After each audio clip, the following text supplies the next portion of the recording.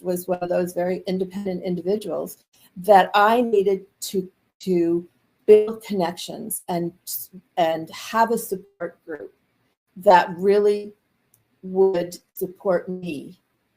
They also supported the situation, my daughter, but they also supported me. And it was a very trusted group. It was a group that cared. And having that support around me was, and asking for it, being vulnerable and asking for it, and admitting that I couldn't handle this all by myself. Because as the previous speakers talked about burnout, yeah, I was there. And but building connections and finding those people that are really within your world, that they have your back no matter what, and they're there and they will show up when they're needed. You know, that's what some people define good friends as, the ones that show up in the hard times, not just the fun times, not just the celebrations. So I think that's also important.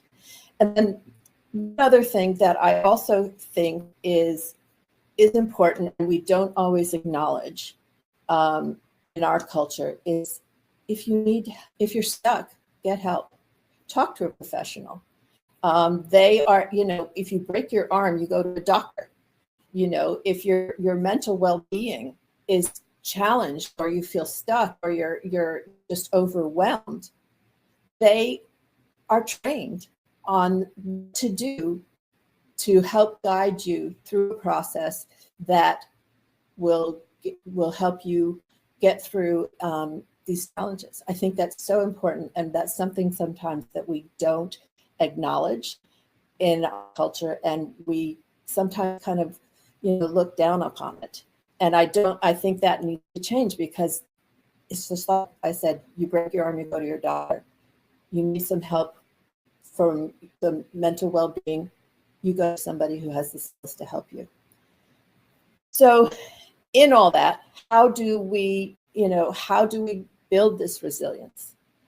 And a lot of the building resilience is kind of following these steps. You know, look inwards, figure yourself out, figure out how, you know, look back on, you know, some people are very afraid when you say self-reflection, because they, oh my God, it's going to bring up all these emotions. Yeah, we need to deal with those emotions. You know, we need to deal with those facts. We need to see how we show up in the world.